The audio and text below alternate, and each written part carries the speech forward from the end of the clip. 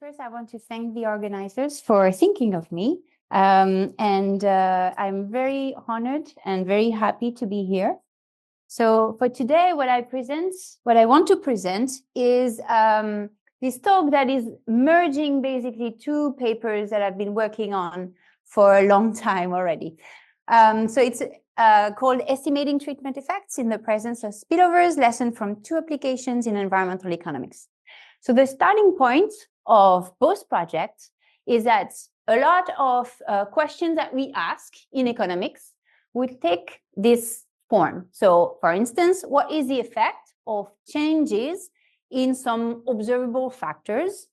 And I want to look at the effect on endogenous outcomes, okay? And here I've just listed a few in order to illustrate, but I'm sure you can use other things that you have been working on.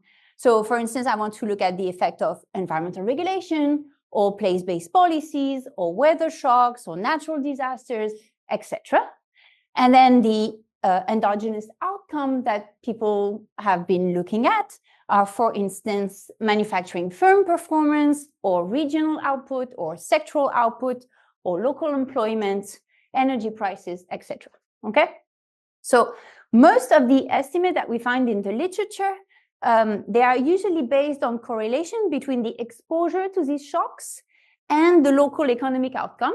And very often, these approaches use a two-way fixed effect, okay? There is very good reason for that. It's because we think that the orthogonality condition between these shocks and the local determinant to the outcome is likely to hold. So this is, the reason why a lot of people use this approach. But what I want to talk about in this presentation is when firms or regions or countries interact with each other, then one key identifying assumption for the two-way fixed effect, and here I'm talking about SUTFA, so the stable unit treatment value assumption, it might be violated. Okay? Maybe not in all cases, but it could happen. And then in this case, we don't really know what we are getting from the two-way fixed effect approaches. So what I want to have as an objective, like a research agenda, is how can we do to take account of the numerous interactions and interdependencies across firms, regions, countries that we observe in the data? How do we take that into account in the estimation of the effect of these shocks? Okay, so that's kind of my broad question. And to proceed, I want to have three parts. So first, I want to present a very general model where I will show you what is the big difficulty whenever you start asking this type of question. So it's what I call the identification problem. And then I will move on to the first paper, which is specific because in this first paper, I will show you that the spillovers, they collapse into an industry time fixed effect. And we can use theory somehow to help estimate the effects. And I'm going to use the example of the EU ETS and its impact on French manufacturing. And then in the second application, I'm going to allow the spillovers to form a complete full network. Any country can influence any other country. And in that setting, well, it's no longer the case that any fixed effect can absorb the spillovers. So again, we will have to rely on theory, and I will explain how we do that in the context of climate damages. Okay, that's kind of the highlight of the talk. So now let's start with what I am talking about. So remember my question, it's going to be the same question for all the talk, is what is the effect of changes in an observable factor? My observable factor is called Z. And imagine that I only have two periods, okay? Z0 is my pre-period and ZT is my final period. And I want to know what is the impact of the change in this observable factor Z on some endogenous outcome, which here I am going to call ln of y. Okay? And you can use, anything in this ln of y. It can be aggregate output, it can be other things. Okay? But the key is that I want to allow for flexible and heterogeneous spillovers. So the way to represent it in a model framework is with this very simple formula, where here I have a full vector of endogenous outcome for all my units. And it depends with the function f on the full vector of observable shock z for all my units. And it also depends on the full vector of unobservable shocks, for instance, productivity shocks, also for all the units. Okay? And the key is that I'm going to allow for arbitrary spillovers between any unit,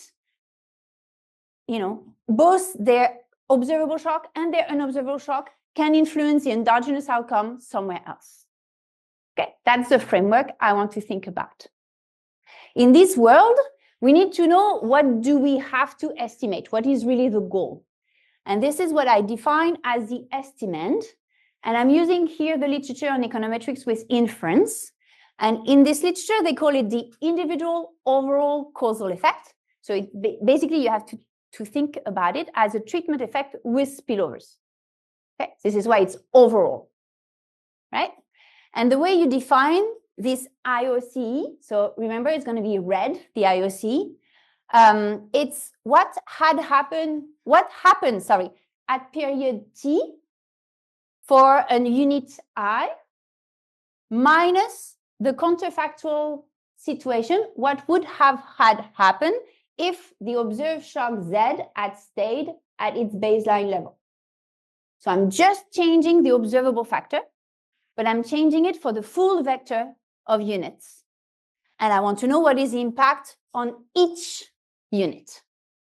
Okay, and I assume that this impact will be very heterogeneous as soon as you introduce spillovers, because your impact and how you are influenced from others depend on where you locate and how connected you are to other places. So as a result, the effect will be heterogeneous. Okay. So of course, most estimators, they cannot recover a unit-specific treatment effect. So what I want to do as well is to create some kind of an aggregate, and I will call it best linear approximation to the IOC. It's in blue, okay?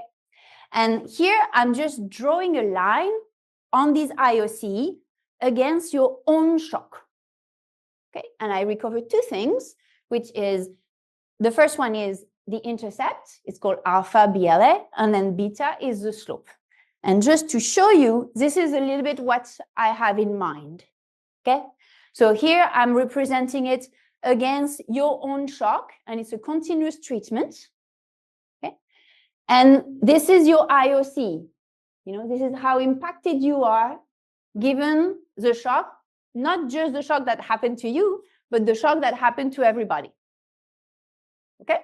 And you see that some regions, so first thing, you see that everyone is in the negative in my illustration case. So even though you have maybe received the zero shock yourself, you may still be negatively impacted because of spillovers. Okay, it's because you trade with other places and these other places are negatively hit. As a result, you get some part of the shock. That's the idea.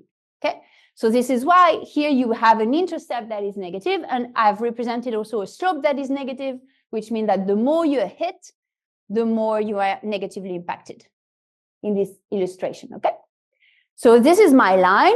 It's called BLA. Of course, it's my IOC are kind of linear in your own shock. The BLA does a good job, but if it's non-linear, it will not do such a good job. Okay, so those are the objectives. This is what I would like to estimate. Now, let's move to the identification problem. So I'm just rewriting the original model, which is completely general. I didn't put any structure yet. And I write it in Taylor expansion and in first difference. Okay, so this is the change in the endogenous outcome for each of the units, and I have n units here. And you see that it depends on the full vector of the change in the observable shock, and it also depends on the full vector of the change in the unobservable shock, right? So if everyone follows, this is the first order approximation. Of course, there are higher order terms, but I'm going to ignore them for the moment. So if you want to know how an observable shock, let's say a policy, or let's say a weather shock, is impacting the endogenous outcome, what you need to do is estimate this matrix, right? Because this matrix is really what will give you the result on endogenous outcome once you change the full vector of observable shock. Okay? And what you observe immediately is that there is a big problem because this BZ matrix is n by n, but I only have n points of data. Okay? Remember, my model is 2-period. So how do we do now? We know this is the objective. With spillovers, we would like to estimate this full matrix, but clearly there is a data problem to take account of. Okay? So what I want to show you is that each estimator and each estimation strategy requires to put some restriction on this matrix. And some of these restrictions may be okay, and others maybe not. We need to think about them. Okay? So this is a list of very standard reduced form approaches that people have used. And of course, the first one is the most common, right? So the first one is a two-way fixed effect, where I have written it in first difference here. And you see, you basically recover only one parameter, beta Fe, because you regress the endogenous outcome on your own shock, right? For this model to be correct and to really pick up the true causal effect, you need two very big restrictions on the matrix that I showed you here. You need one that all the on-diagonal elements are equal to the same value, beta Fe. And the second thing that you need is that all the off-diagonal elements are equal to 0. You need basically autarky. You need no interactions, right? This is the restriction. If those restrictions hold in the data, then you are estimating the true causal effect.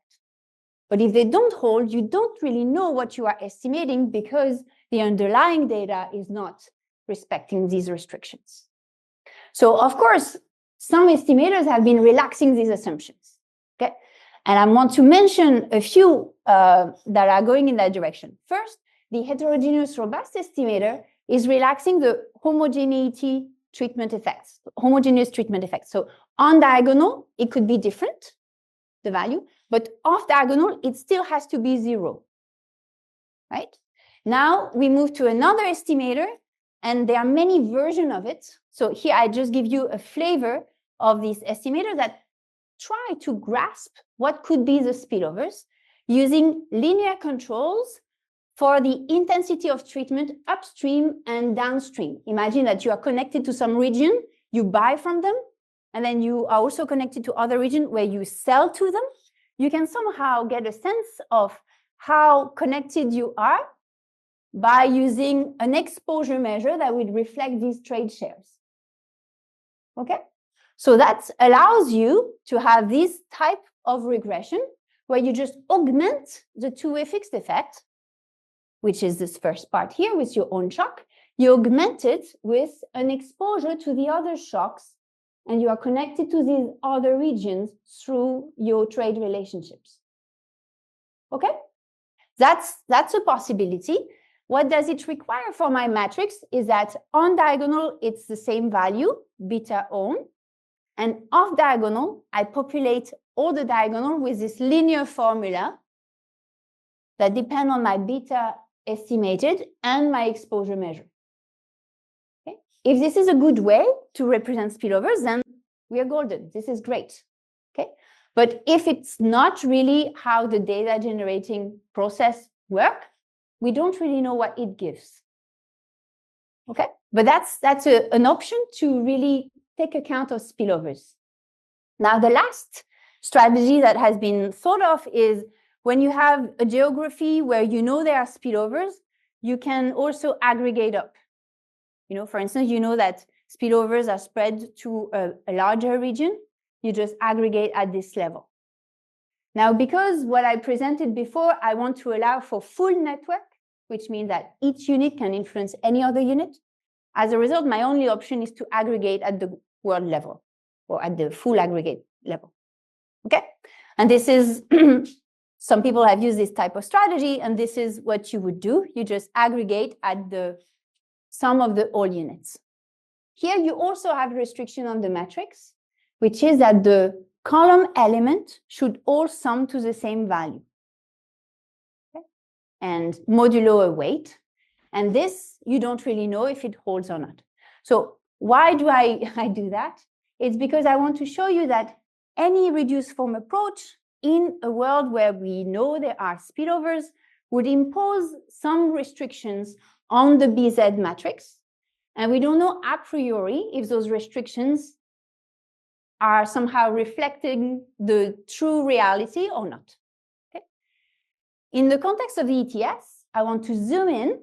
Sorry, in the context of the two-way fixed effect, sorry about that, I'm moving too fast in my head. What we show is that actually there is a positive result. The two-way fixed effect, initially we had in mind that in a world with spillovers, it's just completely biased and we don't know how to interpret it. Actually, under a specific condition, which is an orthogonality condition between how the full vector of unobserved shock influence you. So the sensitivity to the full vector of unobserved shock, if this is orthogonal to your own observed shock, then what we show is that the two-way fixed effect recovers the slope of the true IOC relationship of the BLA. And this is good because it means that you can really interpret differences in effect across your units. Okay? If you have a region that is located here with this type of shock, you know how poorly it does relative to another region with a small shock. Okay? You can interpret the differences. What you cannot do is to know about the magnitudes, because by definition, you are going to miss the intercept, and the intercept is key in order to learn about the magnitude. Okay? But you learn something, and it's about this difference in effects. Right? And now the last thing is it bad to miss the intercept? Well, yes, in some cases it could be, because you can even obtain situations where you have sign reversals. Okay, and it can be for some part of the segment or for the entire sample. Okay? This is illustrative, but it could happen, right? So this introduction was in very general sense, with very little structure on the problem, and especially on the type of spillovers that I have in mind. But in each of the two applications, I want to dig into how theory can basically help you put structure on the BZ matrix so that we can estimate both the direct effect and the indirect effect.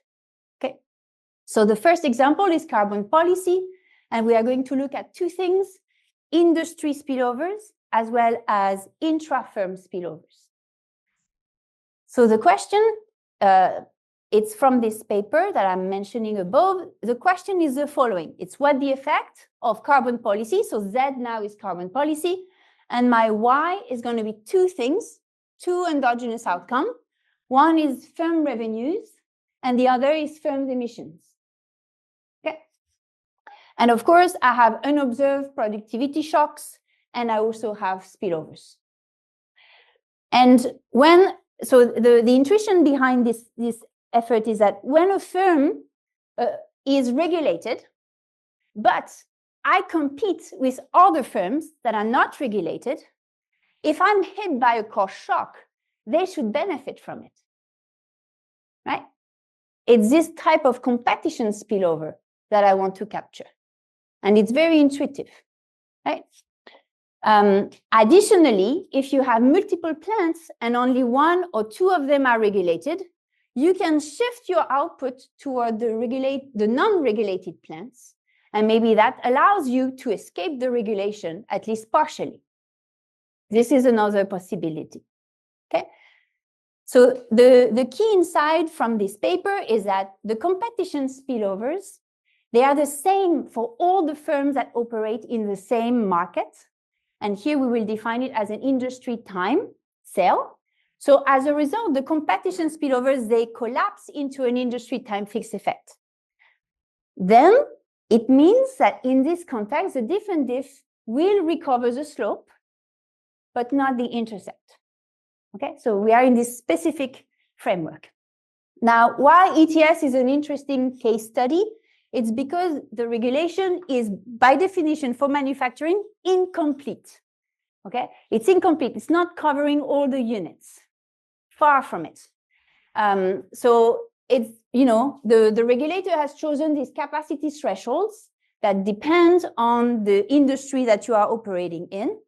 But it means that if you are above this capacity, then you are regulated. If you are under, you're not regulated. What we end up looking at for the case of the French manufacturing sector is that only a few firms are regulated. And within these firms, they own multiple plants, and only 1 or 2 of their plants are regulated, and the rest is not. Okay, so we have these margins potentially for reallocation that are quite strong.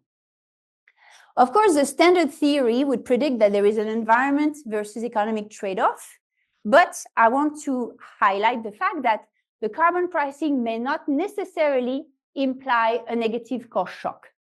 Why? Because first, the firm can respond and they can adjust their technologies to become less emission intensive. And this will have consequences on their marginal cost of production, and therefore on their price. And then the second thing that I want to allow is this possibility to reallocate output across plants that will also limit the importance of the cost shock. Okay? And because of these margins, it's very hard to predict ex ante, but also to estimate ex post what are the effects of this policy. So to do so, we put structure, but we prefer to put a structure that is based on theory. Okay? And I think the first equation is basically enough to give you the full idea of the method. So if you are very tired, I know it's after lunch, just look at the first equation and try to follow what I'm talking about.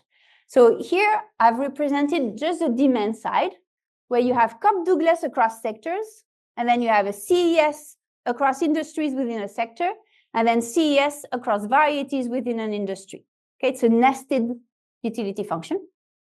Well, if you have that, you end up with this first equation where you have expenditures in a variety F, which is going to be equal to the revenue for the firm F. And it depends on its own price, okay? But it also depends on the price index at the industry level, so that the big P, and it also depends on the price index at the sector level, as well as some budget devoted to this sector, okay? So just having this expression or this equation in mind, what you see is that, imagine I'm a regulated unit and my costs go up. Okay, if my cost of production go up because of the regulation, I'm going to change my price, right? So my price go up. Now, the question is, do you think that if the regulated firms change their price, do you think that it will impact the price indices?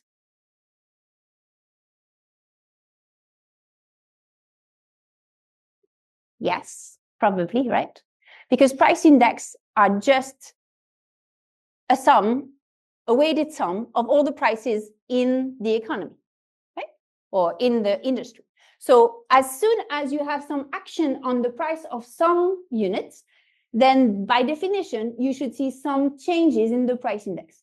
Of course, if the firms that are regulated are super, super small and really they change their price by a tiny, tiny amount, we can ignore this, okay? Which means that in some contexts, we can ignore everything that I'm talking about, this SUDVA problem, right? But in the ETS case, we are regulating the big ones. We are regulating the big firms. They cover a lot of market share within an industry. It would be quite hard to assume that the price index will not be impacted by their action, okay? And what is nice is that this equation holds whether you are regulated or not, okay? So if you're not regulated, you don't want to change your own price. However, your revenue is going to be impacted just by the fact that the price index is going to change.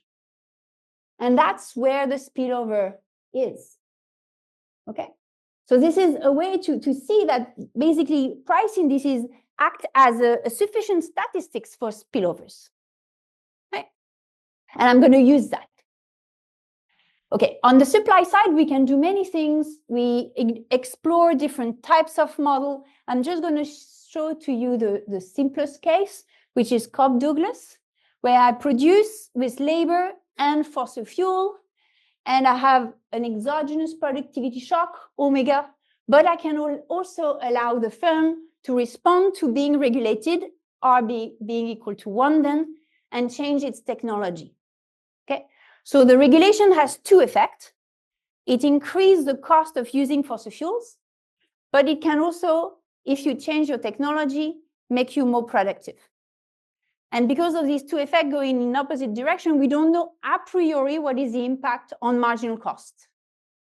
Okay, and what I'm going to estimate is just the net effect on marginal cost, which is tau. Okay, and I assume monopolistic competition, but as I said, we also relax that if you don't like this. So overall, this, basically you combine this first equation, which is really key, with some knowledge coming from Seto and Varsha that allow me to say how price index change with individual firms changing their price. Using this knowledge, I basically get this equation here, which will basically allow me to bring this to the data. So here's a change in revenue at the firm level. And, instead of C, which is any cost shock, because the formula is general, you just put R as the regulation status. Of course, your change in revenue depends on your own treatment, for sure, but it also depends on the spillovers, which are here in red. And as I explained, just a minute ago, these spillovers come from changes in price indices at the industry level and at the sector level. And what we see is that these spillovers are basically proportional to the market share that are covered by the regulation. If you are in an industry with, 70% of the market being covered by the regulation, it's not the same as if you are in an industry where only 5% of the market is covered, because the price index is not going to respond as much, right? So this is what we cover with this. And I'm going to, not present all the details about these Seto-Varsha weights, but this is really coming from old theory papers. And what is key is that these spillovers, they will be absorbed by an industry time fixed effect. All right. Now, last thing, for emissions, the spillovers are induced just because emissions depend on the scale. And spillovers are in the output market. Okay. Well, this creates a little bit of a problem in the sense that the intuition we have about the bias from the diff and diff holds for revenues, but not for emissions. And I want to show you what is this intuition, okay? So here I'm representing the average treatment on the treated against a measure that determines how much technology adoption there is. So if we are close to zero, there is zero response on the technology. And you are in a world where the regulated firms, so in gray, it's the revenue, and in black, it's the emissions. We are in a world where the regulated firms see a negative cost shock, they reduce their output, and therefore the competitors gain, right? Because we have this competition spillover, the diff and diff will be overestimating the effect, right? Because the effect goes in opposite direction. And this is what we see on this side here, where there is no technology responses. Now, on the other side of A, this intuition is still valid for revenues. So if now my marginal costs actually go down because I made the effort to invest in new technologies, I'm becoming more productive. Therefore, all my competitors suffer. Okay? Yes? So I want to, this is really interesting, but the effect of this might also change the composition of the industry, right? Firms might be created and enter this market, or some firms might leave. So how do you feel? So we do take that into account, but I don't really have the time to talk about it. The only thing that we have here is that the estimation will be really based on the set of firms and plans that we observe, and the counterfactual will be based on that. So we don't capture an endogenous entry and exit margin. Okay? Yeah. So to go back here, what I wanted to show you is that the intuition holds still for revenues about this overestimation coming from diff and diff, but it's no longer the case for emissions. For emissions, so the true is in the black line, and the dotted line is the diff and diff.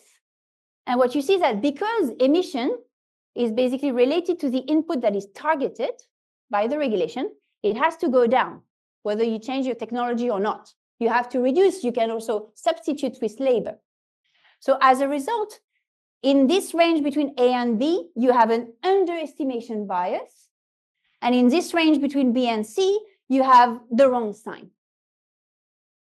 Okay, so just the thing to remember from this graph is that, okay, the overestimation bias for diff and diff really holds on the endogenous outcome on which there is a spillover, which is here output market competition, but it does not necessarily hold for an input. Okay. All right, so now what do? We have two model consistent estimation. One, which is very simple, because as you see, I just augment the two-way fixed effect approach with a linear measure, which reflects the amount of market share that is going to be covered by the regulation in the baseline year. Okay, this is very intuitive. If I know that 70% of the market is going to be covered by the ETS, this creates a bigger shock than if it's only 5%, right? So I control for it. And what we show is that this approach works well if market shares don't move too much, if there is not much entry and exit. The second approach is more robust to these kind of changes. And what I want to show you here is really this idea that we exploit this fact that the spillover is contained in the fixed effect, because our approach with the GMM, so here I've put the moments, is basically equivalent, and this is why I present it like this, it's equivalent to running these two regressions. The first regression is exactly the same as the diff and diff. So their slope parameter, this is why their slope parameter by definition is correct. Okay. But what I need to do, the extra effort I need to do is to regress my industry time fixed effect on the measure of spillover coming from the density of regulated firms in the industry. And once I have that, I have this extra parameter, I can compute the counterfactuals and then identify the effect. Okay. All right. I don't know how much time I have. I think. Okay, perfect. So in order to give you some kind of evaluation of how these different approaches work, we build Monte Carlos that are simulations. So I control all the data generating process, but we have calibrated it to fit very well the case study. So it's really meant to represent the French manufacturing data. We take the exact number of sectors, the number of industries, and then within that, we try to be as representative as possible. And I'm going to show you only the baseline model, but we also tested it for the other DGP. And in each DGP, we will consider 24 parameter combinations to allow for entry and exit or not, and to allow for technology adoption or not. Okay, and we have these different things. So this is the result that we obtained for the baseline model. If you look, my graph, how it's built, is basically the estimated effect against the true effect. So if you are on the 45-degree line, you are getting exactly the true effect. That's the diagonal. I hope that you see it. So overall, to go fast, the GMM is recovering the true effect for all my outcomes. Okay? It's kind of normal because I built, this data generating process on the model that I'm using for my estimation. However, we did a lot of tests to see if we change the data generating process and use the wrong model, does we still perform well? And we do. And relative to what I showed you before in terms of the graph, the intuition that I show you is also present in these Monte Carlos, which is that for revenue, you have always an overestimation bias coming from the diff and diff. But for regulated firm emissions, it's not the case. And even here, you have a range where you have the wrong sign, okay? As what I explained to you with the graph before. And of course, in unregulated units, the different diff predict that it should be 0 when it's not. And for aggregate emissions, it can be very off. Okay. So to move fast toward the data, we are now looking at the French manufacturing data, and we do the same exercise, and we do the same comparison between the methods. Okay. So overall, what we find is that the domestic firm level revenues of the regulated firms went up, and it went down for the unregulated firms. Okay, so typical spillovers. The way we explain the fact that the revenue went up for the regulated is because they have invested in new technologies. And for the emissions, what's interesting is that we use the multi-plant version of the model so that we can decompose what is the impact on the regulated plant emissions. We see it go down, especially in phase 1 and 2, not much in phase 3. I'm interpreting mostly the black line here, which is my preferred estimator, the GMM. And if you look at the comparison with the DD, which is a big black dotted line, it's an underestimate for the first 2 phases, and then in phase 3 would predict the wrong sign. Now, we have reallocation. So the unregulated plants that are owned by a firm that also own a regulated unit, they see their emission go up. Okay. And the unregulated plants see their emission go down, and it's through a scale effect, okay, because their revenue went down. And overall, for the aggregate, we have negative impact, but not very much in the phase 3.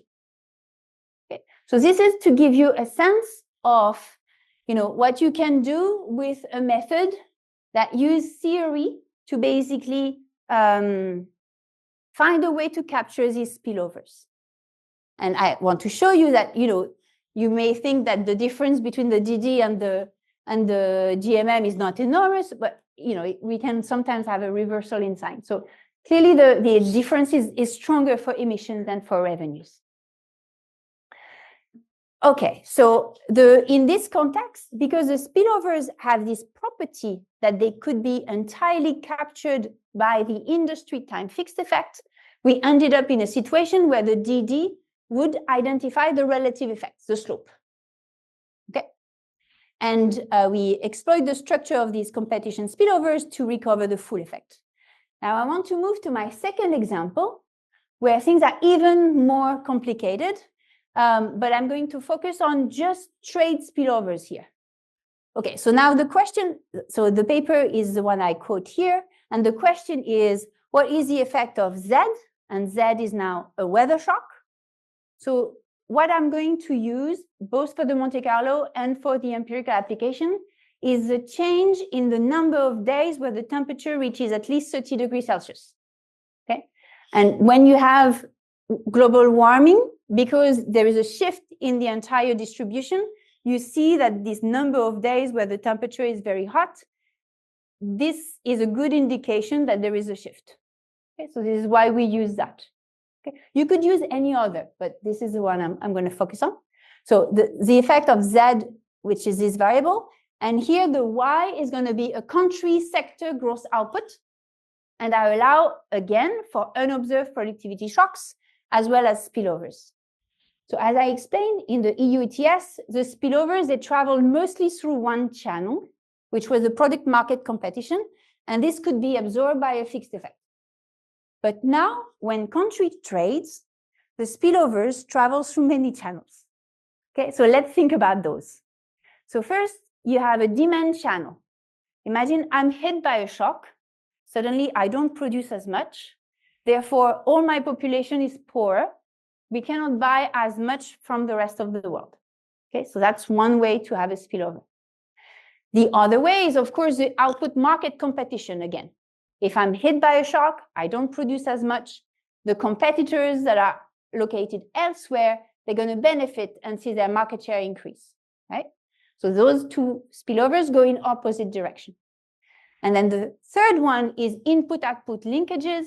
For instance, I produce an input that is really key for the production of you, for instance. So if I'm hit, you're going to suffer as well because of that linkage. Okay? So we want to allow for these different mechanisms. And in this world, no finite set or fixed effect is going to absorb these spillovers. So we need another trick. Okay? And what we will do is to use a structural gravity approach to account for this complete trade network. And I want to show you immediately using the model in order to do so. So in terms of the trade model, it's quite standard. We use an Itum-Kortum framework where you have N countries. They are endowed with L workers. They are mobile across sectors, but immobile across countries. And we have nested preferences, as it is quite standard. On the production side, we have Cobb-Douglas production in labor and intermediate inputs. And for the intermediate inputs, you need some inputs coming from both sectors. And this is where the input-output linkages are going to operate. Now, what is novel is this relationship here.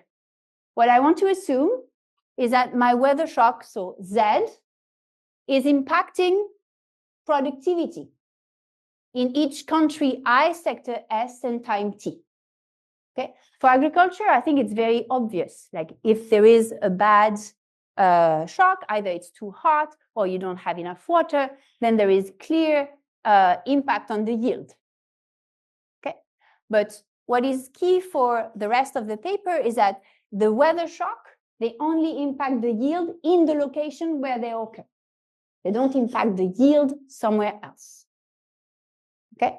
So there is no Salva violation at the level of productivity. Okay. But productivity does not just depend on weather shocks. It also depends on some characteristics that are constant in the country sector, some technological improvements, as well as some unobserved productivity shocks. Okay, so that's the framework. And what is really important for us is to be able to estimate this parameter, mu, okay, which reflects basically the climate elasticity, how my productivity is going to be impacted if the weather shock is different. Okay?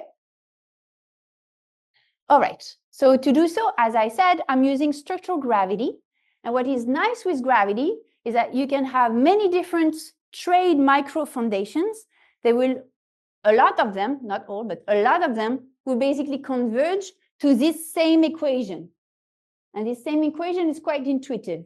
It just tells you that a trade flow between origin I and destination N depends on characteristic of the origin, characteristic of the destination, and the trade cost. Okay, this is very simple. Some of these variables we observe, the quantity that we produce, the quantity that we want to consume, but there are two variables that we do not observe. And they are called the multilateral resistance terms. Okay. I know it's hard to say, but it's very important. Okay, and I'm giving you the definition here. So you have the inward multilateral resistance term and you have the outward multilateral resistance term. Why is it so important for me? Well, it's important because it tells you something about how do I perform, for instance, as a supplier of a specific good relative to all the other suppliers. Okay.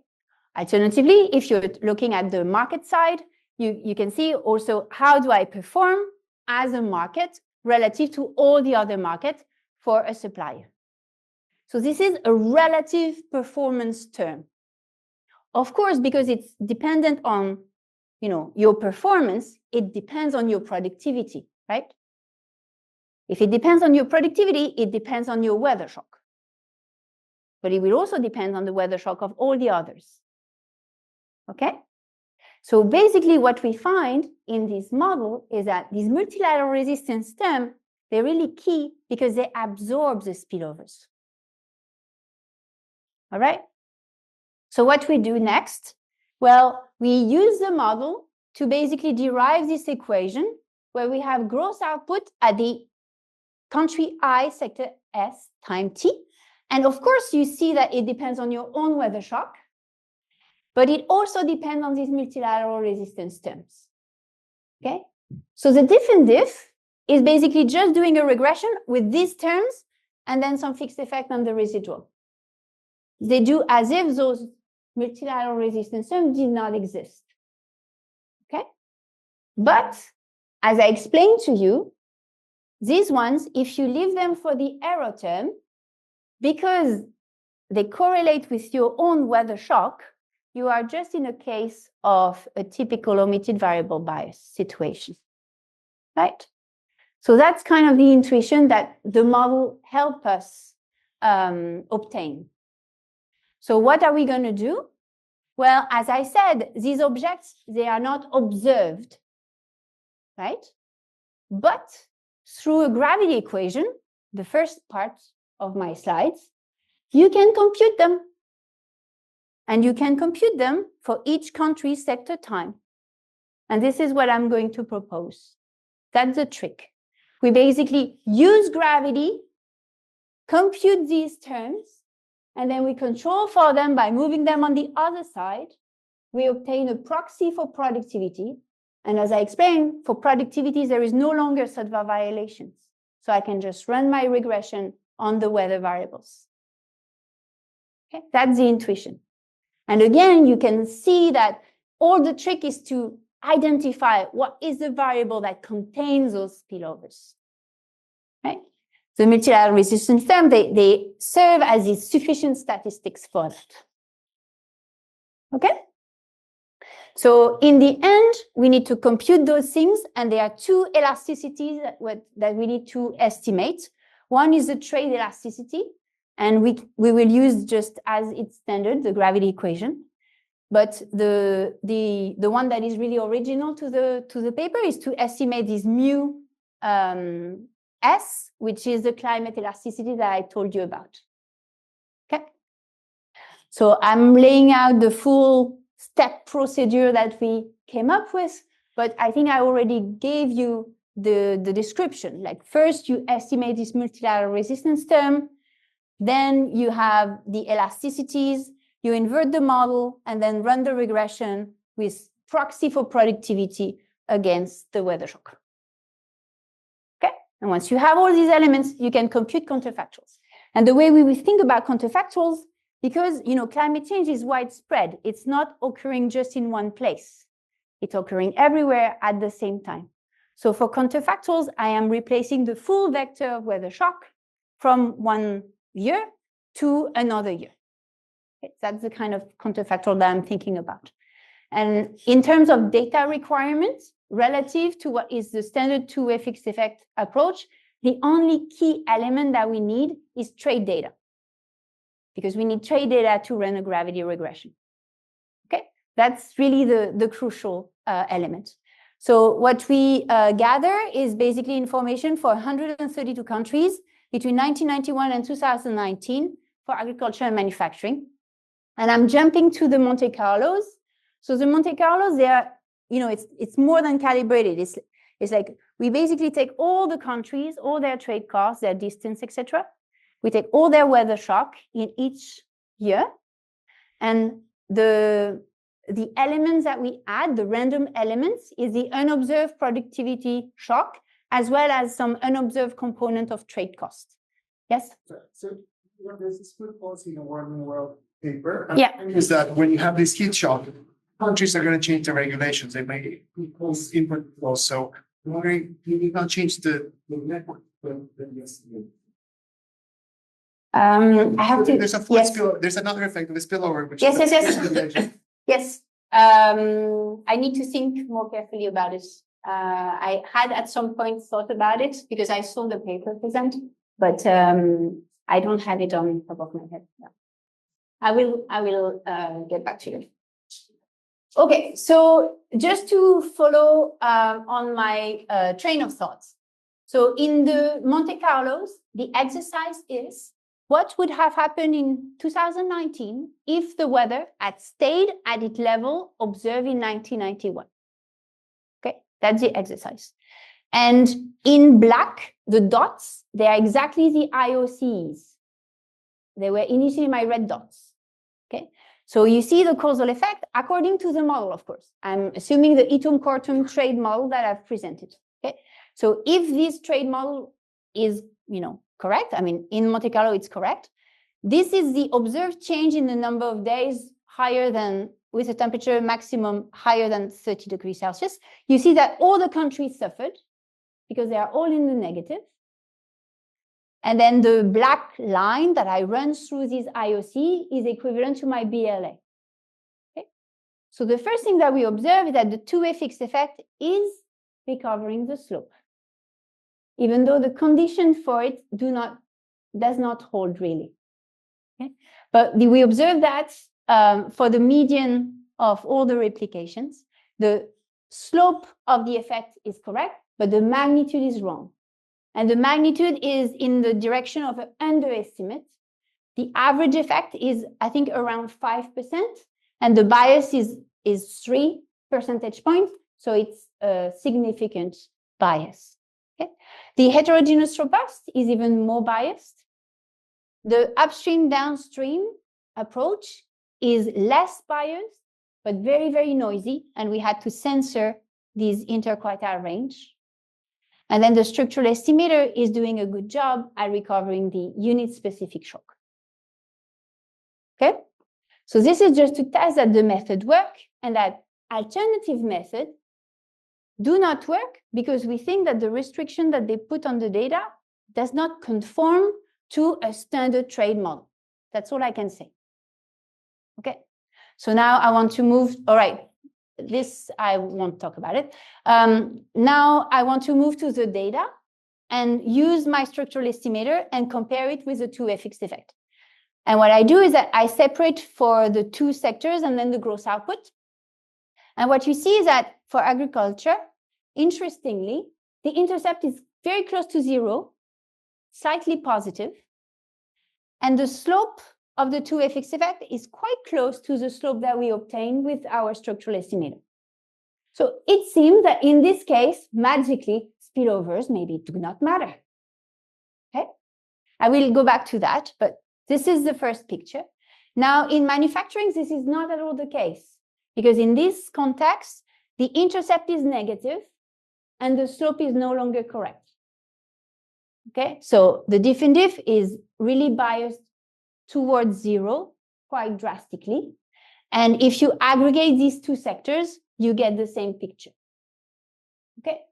Now, going back to this idea that maybe in agriculture there are no spillovers, we redo the exercise, but instead of changing the full vector of weather shock in 2019 and substituting it by the full vector in 1991, we do that country by country to identify what is the impact of each country individually so that we can separate out the effect from your own country versus the effect from the spillovers.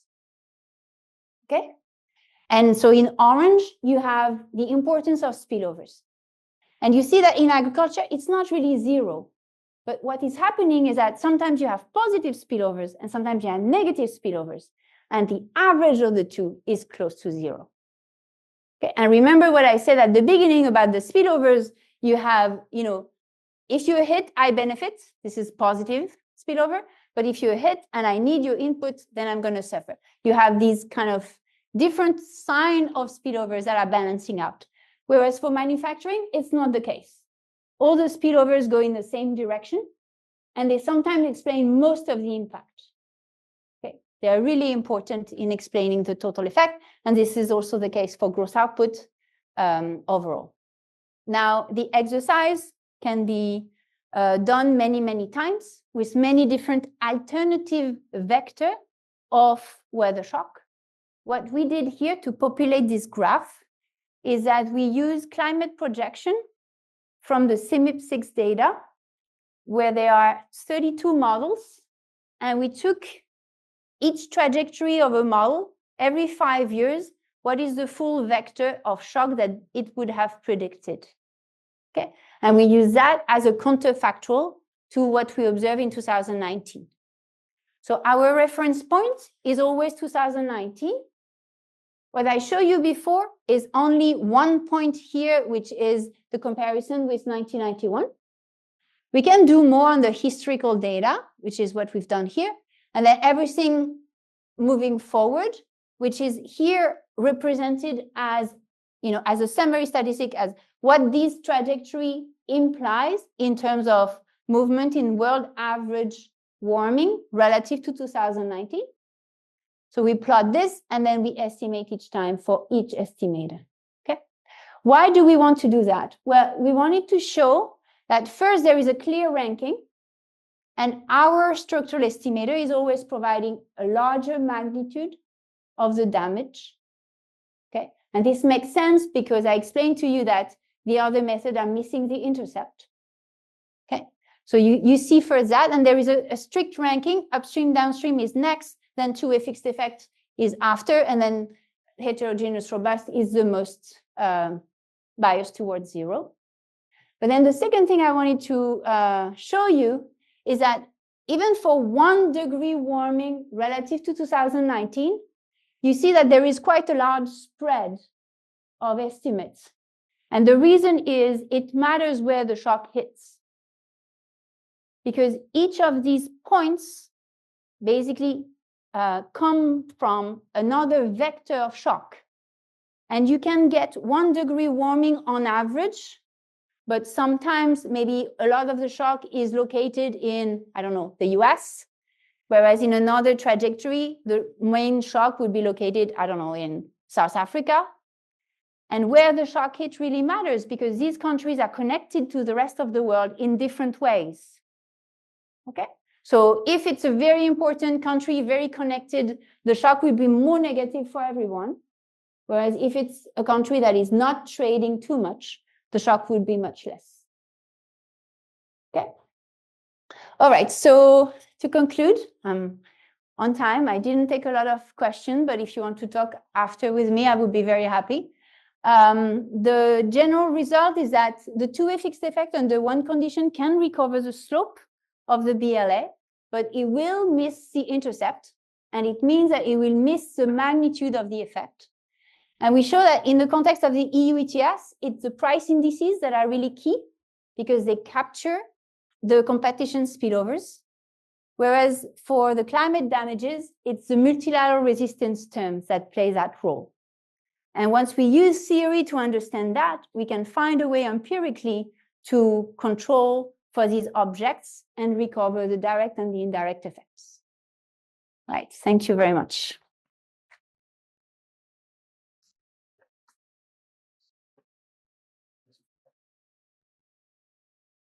Yeah, we can take one question now.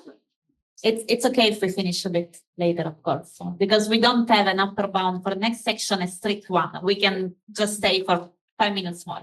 Yes. There's not a better expert in the group. Oh, who wants to ask it? Thank you very much. Very interesting. Let me ask that. Can you give any sort of general lesson on if these spillovers typically amplify or shrink the sort of compared the naive estimates? If you think about you take just a naive estimate, and can we say something about that more broadly? Because these are very context specific, depending on what kind of model interpretation you give to the structure of the economy and so forth. But is there anything, maybe, is this something that is already out there, or is it always like context specific? And then maybe another question, that is it easier or more difficult if you have a sort of very drastic sort of shock, let's say earthquake or something like that? Is it then easier to recover? What are the sort of linkages in the economy? For example, using input-output tables or something like that, and then you could. Then you can perhaps more easily sort of estimate that linkage part, and then. Yes, I think I answered the second question first because it's much easier. If you have a shock that is localized, as you know, an earthquake, it's only happening in one place, right? So you can see the leakage relatively easily, depending on, for instance, input-output matrices and everything. You have like just one shock, and then it spreads out. Okay, so I think this you can capture relatively easily with some reduced form approaches.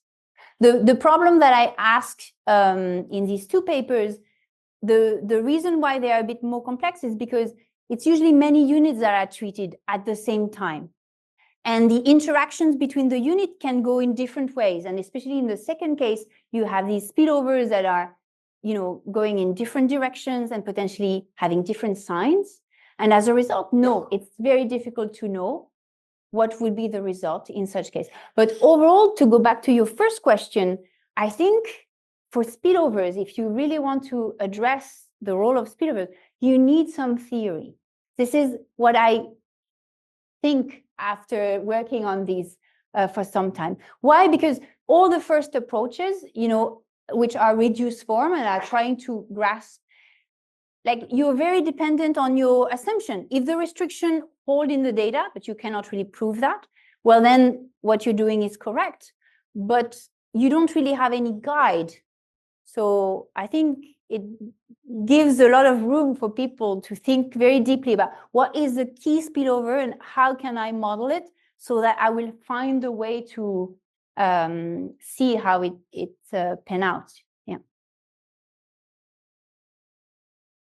Yes, Vanilla.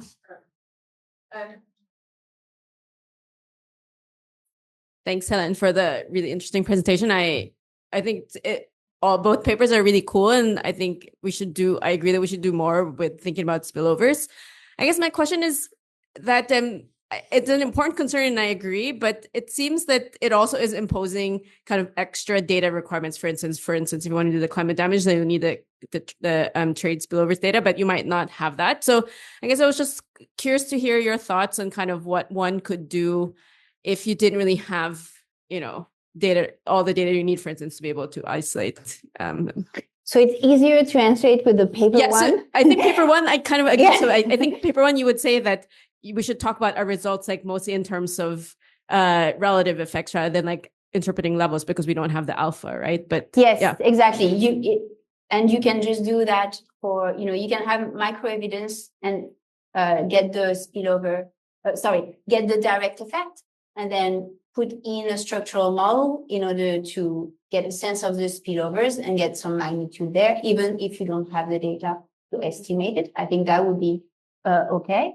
And in terms of data requirement, there is, and I didn't really mention it, because the LA approach is also not having any different data requirement as any other estimation strategy, but our GMM does require to observe all the players in the market, and that creates a data constraint.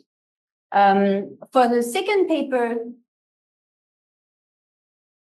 I don't know how to capture this trade relationship if you have absolutely no information on the trade flows. Like, I'm just thinking about my example. For instance, if I'm studying a country and there could be regional trade, but there's no data on regional trade in a developing country, for instance, usually have.